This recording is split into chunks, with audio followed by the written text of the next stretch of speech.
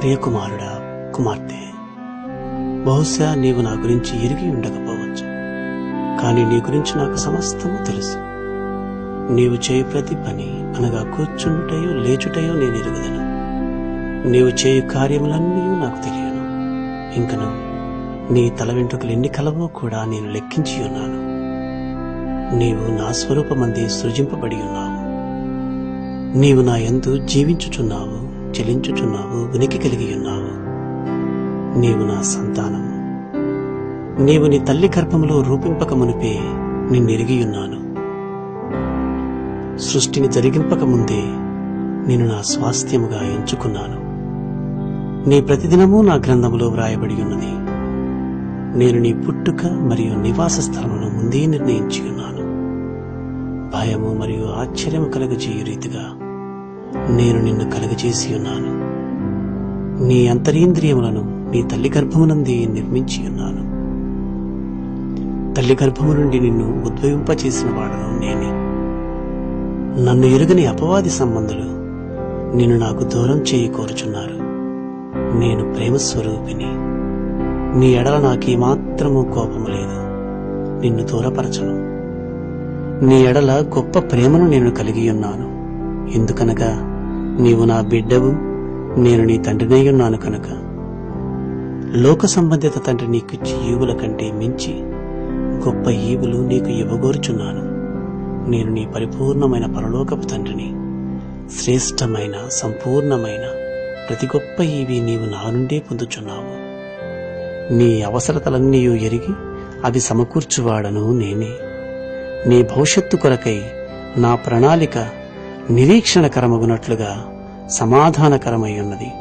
ఏలయనగా శాశ్వతమైన ప్రేమతో నేను నిన్ను ప్రేమించుచున్నాను. నీ ఎడల నా తలంపులు ఇసుక రేణువుల వలె లెక్కించనలవి కానివై ఉన్నవి. నేను బహు ఆనందంతో నీ యందు సంతోషించుచున్నాను. నీకు మేలు చేయుట నేను ఎన్నటికీ మరువను. ఎందుకంటే నీవు నా స్వకీయ సంపాద్యము కాబట్టి. నా పూర్ణ హృదయముతోనూ పూర్ణ ఆత్మతోనూ నిన్ను విస్తరింపచేసెదను. మరియు గొప్ప సంగతులను, అద్భుతమైన విషయాలను నీకు తెలియజేతును. నీవు నీ పూర్ణ హృదయముతో, నీ పూర్ణ ఆత్మతో వెదికిన ఎడల తప్పక నన్ను కనుగొనగలవు. నన్ను బట్టి సంతోషించిన నీ హృదయ వాంఛలను తీర్చగలను. ఇవ్వగలవాడను నేనే. నీవు ఊహించిన వాటి కంటే అధికముగా ఇవ్వగలవాడను. నేను నిన్ను గొప్పగా ప్రోత్సహించువాడను. నీ శ్రమ అంతటిలో నిన్ను ఆదరించు నీ తండ్రిని. విరిగి నలిగిన హృదయ వేదనలో నీ ఉన్నప్పుడు ఆదరించువాడను నేనే. గొర్రెల కాపరి తన గొర్రెను ఎత్తుకునేటట్లు నేను నిన్ను హత్తుకుందును. ఒకరోజు నీ కన్నుల బాష్ప బిందువును నేను తుడిచివేయుదును. నీ వేదనను, దుఃఖమును తీసివేయుదును. నేను నీ తండ్రిని. నేను నా ప్రియకుమారుడైన యేసుని ప్రేమించినట్లే నిన్ను ప్రేమించుచున్నాను. యేసునందు కలిగిన ప్రేమ నీ ఎడలా కలిగి ఉన్నాను. యేసు నా యందు మహిమయు తేజస్సును మూర్తిమంతమై ఉన్నాడు. నేను నీకు వ్యతిరేకముగా కాక నీ కొరకై ఉన్నానని తెలియపరచుటకే యేసు ఈ లోకమునకు వచ్చి ఉన్నాడు. నీ పాపమును ఎంచుటకు ఏమాత్రమూ కాదు. యేసు మృతి నొందెను కనుక నీవు నా యందు సమాధానపరుచుకోవలసి ఉన్నది. ఆయన మృతి నీపై నాకు గల ప్రేమకు గొప్ప నిదర్శనం. నీ కొరకు సమస్తమును అనుగ్రహించుటకు నేను సిద్ధపడి ఉన్నాను. నా కుమారుడైన యేసును నీవు అంగీకరించిన ఎడల నన్ను అంగీకరించువాడవయ్యుందువు. నా ప్రేమ నుండి నిన్ను ఏవియూ ఎడబాపనేరవు.